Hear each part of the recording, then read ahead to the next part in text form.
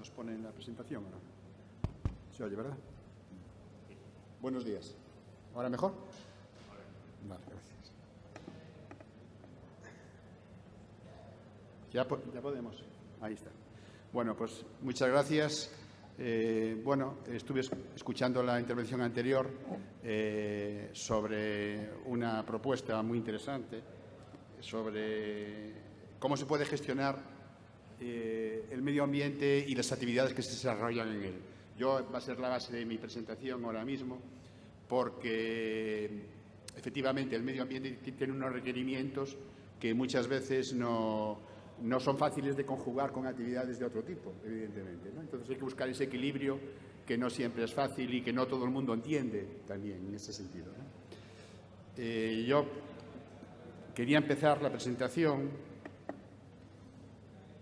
con una diapositiva que nos muestra la distribución de los parques naturales que tenemos en Galicia, que son elementos per se muy atractivos para la práctica del deporte, ¿no? En general. Hay muchas actividades que pretenden desarrollarse en el interior de los parques naturales y, sinceramente, muchas veces los organizadores desconocen las limitaciones con las que se van a encontrar, y yo quería llamar la atención un poquito sobre eso, ¿no? Básicamente porque Galicia tiene unas 50.000 hectáreas de parques naturales aproximadamente, distribuidos, como veis ahí, en ese mapa. Por un lado está el Parque Nacional de las Islas Atlánticas y por otro lado están los parques naturales, que son, digamos, una categoría un poquito inferior, pero que básicamente tienen sus objetivos. Su objetivo principal es la conservación, no es la práctica del deporte, como sí. Es cierto que tiene otras actividades, como son el uso público, que están contempladas dentro de su gestión, evidentemente. Básicamente, contaros que en Ourense tenéis 3 parques naturales, todos interesantísimos, por supuesto. Serra de Ciña de Lastra. Luego comentaremos algunas cosas de ellos. El de Invernadeiro y el de Baixa Línea Serra do Xurés, los veis ahí en ese mapa. Y luego quedan otros 3 parques más: Fragas do Eume, que también es muy conocido, Monte Aloia, quizás no sea tan conocido, y el Complexo Dunar de Corrubedo, ¿no? Con lo cual, eso sumaría a las 50.000 hectáreas de gestión de espacios naturales. Bueno, os decía antes que lo que yo os voy a contar aquí es cómo compaginamos el uso público, y dentro del uso público lo que son las actividades deportivas, con las actividades, con la conservación, básicamente. Deciros que los parques naturales tienen una serie de normativas que son decretos normalmente, un decreto de declaración de cada uno de los parques, que, para daros una idea, los más antiguos tienen ahora 30 años y el más reciente es del año Lastra, no me acuerdo la memoria, lo veremos ahora después, pero quizás tenga 20 y tantos años también. O sea, tenemos una treintena de años desde que están creados, ya tienen una dinámica importante. Luego, aparte del decreto de declaración, hay un decreto de ordenación de los recursos, que es como la ley, digamos. Y luego, por último, está el Plan Rector de Uso y Gestión, que es el detalle, es el reglamento de esa ley. Y es donde dice, punto por punto, son decretos muy extensos, de unas 300 páginas cada uno aproximadamente, donde dice qué cosas se pueden hacer y qué cosas no se pueden hacer, básicamente, ¿no? Es lo más tal. Y luego todo eso tiene que estar alineado, lógicamente, con la normativa ambiental autonómica, nacional y europea. Dentro de esta reglamentación, no sé si no tiene puntero esto, me parece, ¿no? ¿Así? No tiene puntero. Bueno, dentro de esa reglamentación que os decía antes,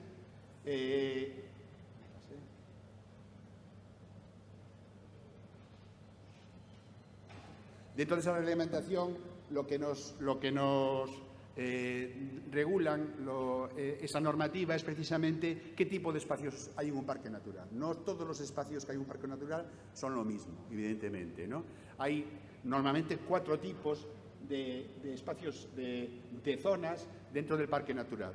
Lógicamente, una zona núcleo, una zona de reserva, donde están ahí los valores naturales más importantes y donde prácticamente no se puede hacer nada, digamos, son los valores por los que se creó ese parque. Ahí hay pues una serie de hábitats, una serie de especies que son especialmente interesantes y singulares, y esa es una zona de reserva que suele tener como un 20, luego veremos las superficies, un 10, un 20% de la superficie del parque. Luego hay otra zona, que es una zona de uso limitado, en donde ahí ya, digamos, hay valores naturales importantes a conservar, pero que normalmente las actividades que se desarrollan en ellos pues son actividades que permiten cierta actividad humana. Ahí estaría el senderismo, estarían muchas actividades de observación de la naturaleza, actividades de investigación, como no, en fin. Luego vendría una zona de uso compatible, en donde ahí estarían los cultivos forestales, agrícolas y ganaderos normalmente que rodean al parque. Ahí se pueden hacer un montón de cosas ya, ahí aumentan, digamos, el catálogo de actividades que se puede hacer. Y por último, las zonas de uso general, que es donde vive la gente normalmente, zonas urbanas, zonas rurales, en donde, digamos, se desarrollan actividades ya de todo tipo, ¿no? Pues básicamente deciros que esa gradación es de reserva a uso general, es la misma que nos vamos a encontrar con las limitaciones. Hay más limitaciones en la zona de reserva, un poco menos en la zona de uso limitado, un poco menos en la de uso compatible y muchísimas menos en la zona de uso general. Con lo cual, las actividades deportivas se van a desarrollar siempre en la de uso compatible y uso general, y algunas en las de uso limitado. En zona de reserva no se pueden hacer actividades de ningún tipo. Por otro lado, si me voy apañando con esto. Bueno, pues básicamente incidir muy rápidamente en una cosa, deciros que en el objetivo general de esos planes de uso y gestión siempre viene que el objetivo principal es conservar, voy a leerlo textualmente, conservar la diversidad geológica y biológica de los diferentes componentes, hábitats y especies. Es decir, que eso lo tenemos que tener bien clarito todos. Es decir, que el parque no está hecho para hacer carreras de bicicletas, o no está pensado para eso. Está pensado para conservar la naturaleza. Ahora bien, el uso público es fundamental dentro del parque y está permitido hacer cierto tipo de cosas, y según qué cosas y según cómo, fundamentalmente, ¿no? Y ahí veis, entre los objetivos específicos, efectivamente está subrayado regular las actividades de uso público, los aprovechamientos y otros usos que se puedan dar en el interior del parque. Es decir, que el PRUG lo que nos dice es qué cosas, cómo, cuándo y de qué manera, fundamentalmente, ¿vale? ¿Y cómo se pueden hacer esas cosas? Se pueden hacer dentro de los parques. Hay usos permitidos, que son aquellos para los que no hay que pedir autorización. Uno los puede hacer per se directamente. Pongo un ejemplo: ir a correr por un sendero sin ningún problema, hacer una marcha por un sendero sin ningún problema, ir en bicicleta sin ningún problema. Hay usos autorizables, es decir, aquellos que pueden tener afección sobre los componentes naturales y que, por lo tanto, van a necesitar siempre una autorización para hacer eso. ¿Cuáles entrarían ahí en el ámbito de los usos deportivos? Entrarían las pruebas, generalmente. Las pruebas deportivas tienen que ser autorizadas expresamente dentro de cada parque. No se puede hacer una carrera que pase de bicicletas, una carrera pedestre, una carrera de cualquier tipo, una prueba, una andaina organizada sin pedir autorización. ¿Por qué? Porque en esa autorización lo que vamos a hacer es deciros por dónde y cómo tiene que pasar esa prueba y quiénes son los responsables para que todo marche bien. Es fundamental eso, ¿de acuerdo? Y luego hay, por supuesto, unos usos prohibidos, unos usos que bajo ningún concepto, ni con autorización ni sin autorización, se pueden permitir dentro del parque.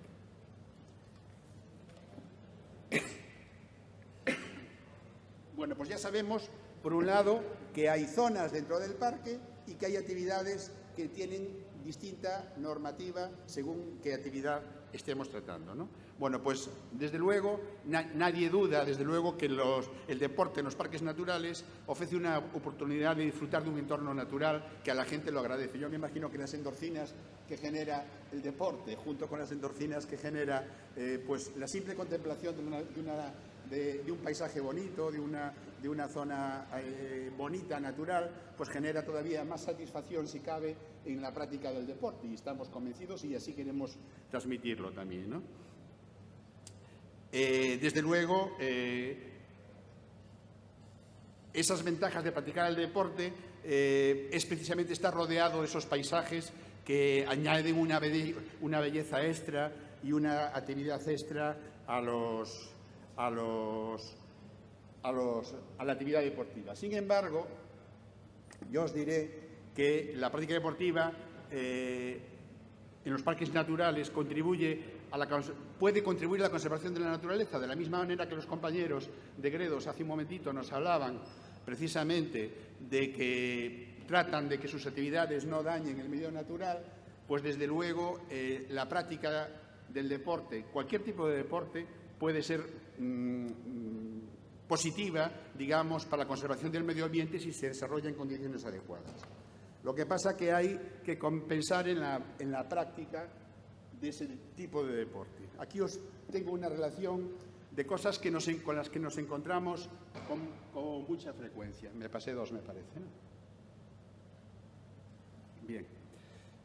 Bueno, pues bien, la primera de ellas. Conocer y respetar la normativa. Es importante que una persona, cuando se acerca a un parque natural, conozca cuáles son las normas de ese parque. No todas son iguales, son parecidas, pero hay singularidades en cada uno de los parques. Por lo tanto, una buena cuestión es acercarse al centro de información que hay en cada uno de los parques y informarse sobre qué cosas se pueden hacer y cuáles no se pueden hacer, desde luego, ¿no? Hay zonas en las que no se puede con restricciones de acceso, zonas en las que hay que pedir autorización incluso para un determinado paso, en fin, con cuestiones de este tipo.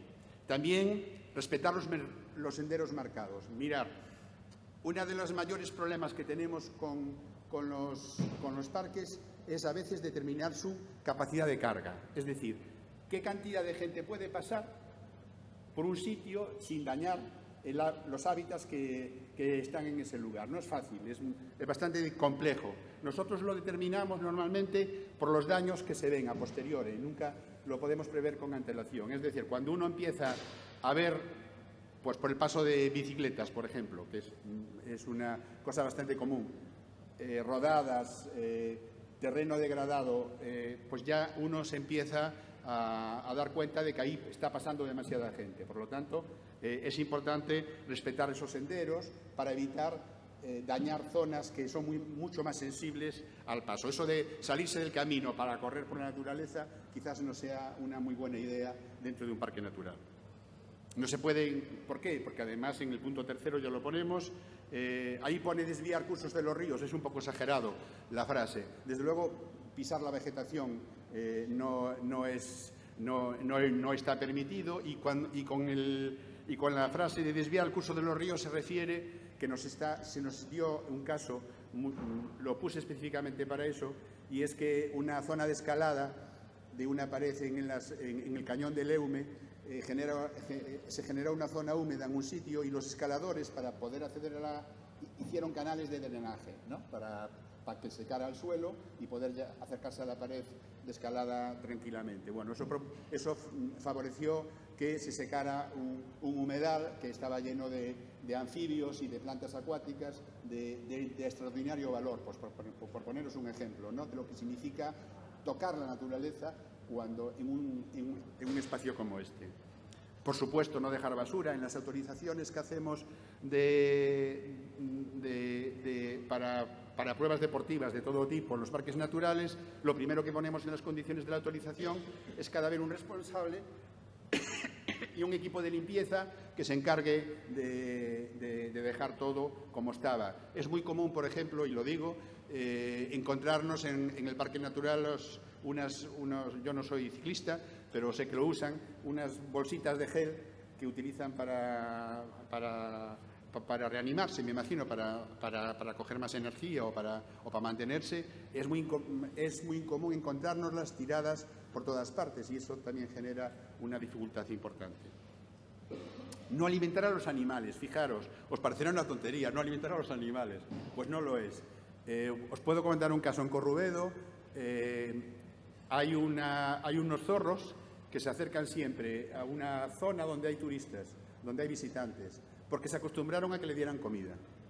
Y ya hay quedadas para darle de comer a los zorros y en Internet circulan fotos de gente dándole el bocadillo en la boca a los animales. Eso no es una actitud coherente dentro de un parque natural, ¿de acuerdo? Hacer ruido excesivo.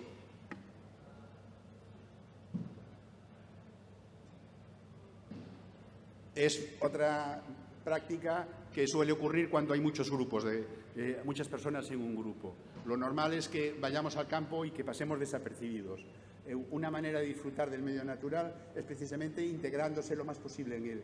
Y para integrarse lo más posible en él hay que intentar no desvirtuar tampoco el aspecto sonoro, ¿no? Respetar la flora y la fauna. Sabéis que está prohibido recolectar cualquier tipo de flora, fauna o aspectos geológicos si no se tiene permiso, que normalmente se autoriza cuando es para fines divulgativos o científicos o didácticos, pero no por el simple hecho de llevarte pues, un recuerdo del parque natural, ¿no?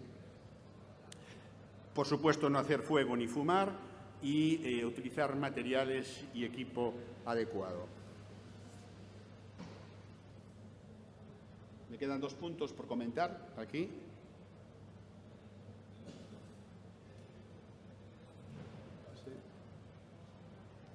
Era este, ¿no? Es este, ¿no? En el que íbamos, sí.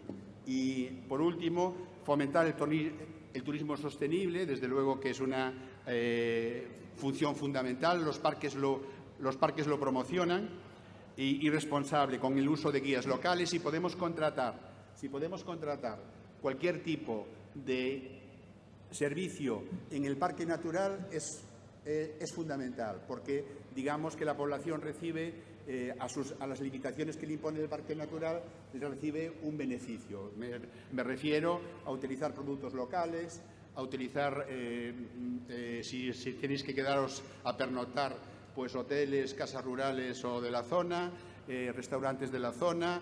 Hay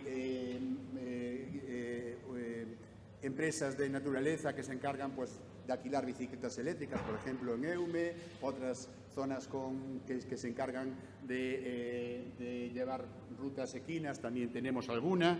En fin, cualquier uso, cualquier uso que se haga de los servicios locales es un beneficio para el parque.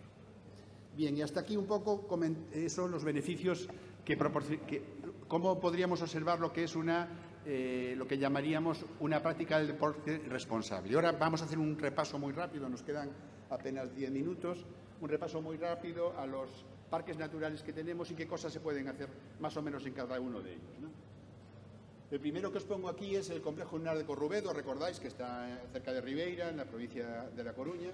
Es un parque natural no muy grande, fue creado en el año 92, o sea que ya tiene unos cuantos añitos. Tiene apenas 1000 hectáreas, es uno de los más pequeños que tenemos, pero desde luego es una delicia de parques. Yo le llamo un Doñana en pequeño y no es una afirmación baladí, ¿eh? Es un parque natural que además, fijaros, es zona de especial protección para aves, humedal protegido, humedal de importancia internacional Ramsar y además es un espacio protegido de la Red Natura 2000. Como veis, tiene un caché importante, ¿no? Para solo esas 1000 hectáreas. Y es una pena y tiene una capacidad de carga limitada. Ahí nos podemos encontrar en las playas en verano pues con 3.000, 4.000 personas en un día, que no van al parque natural, que van a la playa básicamente y que distorsionan bastante lo que es el uso del parque natural. Tiene, como veis, ¿os acordáis cuando hablaba de que de que había unas zonas dentro del parque natural, pues este tiene solamente 3 zonas, una zona de uso limitado, una zona de uso compatible y una zona de uso general, y vienen las hectáreas de cada uno de ellos y un mapita que lo explica. Lo verde es el uso limitado, la zona más protegida del parque, es donde nos encontramos pues, la duna, donde nos encontramos las lagunas, una salobre y otra salada, donde nos encontramos las marismas, donde nos encontramos, si estuvisteis alguna vez en Corrubedo o en una zona dunar, hay una zona vegetada con esa zona que parece que no es importante, es importantísima, es un hábitat prioritario de la Unión Europea con una vegetación muy exclusiva, y nos podemos encontrar con un lugar fascinante en donde se pueden hacer algunas cosas, bastantes cosas. Por ejemplo, todos los deportes acuáticos en la playa se pueden hacer siempre y cuando no tengan vela. Es decir, todo lo que es el surf, kitesurf, es kitesurf, el del remo. No, ese es el de la vela, ¿no?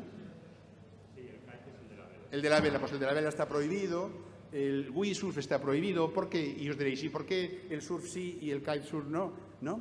Básicamente porque en esa playa anidan unos pájaros en verano, que es la píllara, que es un pajarito que está protegido y que pone unos huevos justo en la arena directamente. Entonces, cualquier cosa que arrastre la arena asusta mucho a los pájaros. Entonces, permitimos que entren por un lateral de la playa para ir a navegar, pero no pueden desplegar las velas en lo que es la arena, ¿no? Y por ejemplo, pues ya te digo, hay incluso escuelas de surf que están en el parque natural y están autorizadas y tienen unos cupos de gente y unas balizas para moverse en un espacio determinado, o sea que se puede hacer sin ningún problema.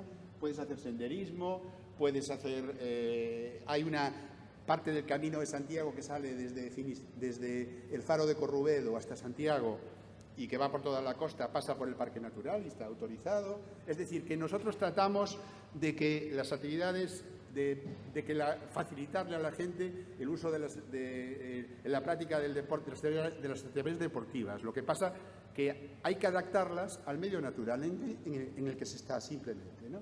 Esa es la gran duna, esa parte más marrón, es lo que os decía, se llaman dunas grises y es un hábitat protegido por la Unión Europea. Ahí anida el alcaraván, que es otro ave que está en extinción prácticamente, apenas quedan, solo anidan en Galicia, solo anidan en este parque, por ejemplo, ese pájaro, ¿no? Con lo cual no dejamos caminar, hay unas pasarelas de paso para poder acercarse a la duna y nada más. Aquí tenéis la zona de observatorio de aves, es otra actividad muy común, la ornitología. Nos decía antes el compañero de Gredos que ellos no lo tienen sin explotar. Aquí es una zona de invernada y de cría de aves muy importante. No hay mucha cantidad, pero sí hay mucha variedad, hay muchísimas especies. Y en esas tenemos observatorios de aves con los que uno puede disfrutar de la naturaleza fantásticamente bien. Y esta es la zona de marismas. La zona de marismas donde es todo juncales que hay al final y que está lleno de vida, por supuesto, y es una zona por la que no se puede transitar, estaría prohibido. Otro parque, ya apurando un poco, en la Sierra del Surés. Aquí quería hacer una cita porque los compañeros de Gredos antes hablaron de la cabra montés, que decían que era originaria de Gredos. Efectivamente, en el Parque del Surés en el siglo XIX se mató el último ejemplar de una cabra específica que había allí y se repobló en los años 90 con cabra de Gredos. Se trajeron 35 ejemplares de la cabra de Gredos para el Surés, y en este momento, el último conteo que hicimos 25 años después, pues hay exactamente más de 1.200 ejemplares. O sea que se adaptó muy bien, es una zona pedregosa que ya veréis ahora, pues es un parque el más grande que tenemos en Galicia, está situado haciendo frontera en el sur de Orense, haciendo frontera con Portugal, con varios municipios y tiene, como digo, 30.000 hectáreas. Fue creado y ampliado en su momento, fue creado en el año 2000, estoy mirando, a ver. En el 1993, perdón, o sea que ya tiene 30 años también, y fue ampliado en el 2009. También tiene, aparte de ser parque natural, pues es zona de especial conservación CEC, zona especial de protección para las aves, ahí tenemos Águila Real, para que lo sepáis también. Es un espacio protegido de la Red Natura 2000 y es reserva de la biosfera. Reserva de la biosfera justo con Portugal, de las pocas reservas transfronterizas que existen con Portugal, ¿no? Ese es el mapa del parque. También, como veis, tiene una zonificación determinada. La zona roja son las cumbres que limitan con Portugal, básicamente. La zona más baja de ahí es Portela do Home, no sé si conocéis esa frontera, que hace límite con Portugal.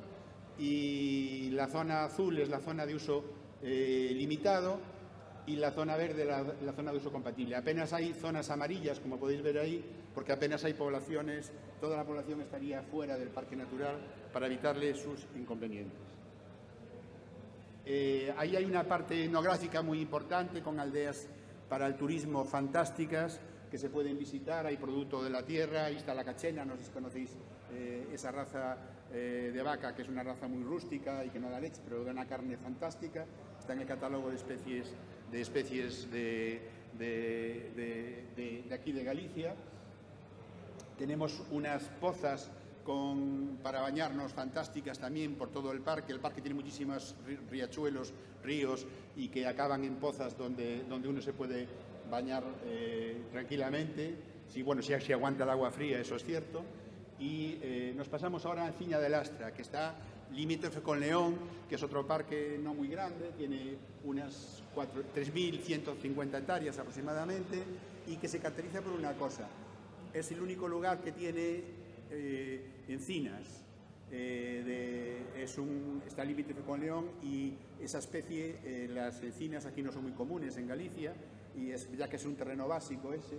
Y ahí el problema que tenemos es con los escaladores, básicamente.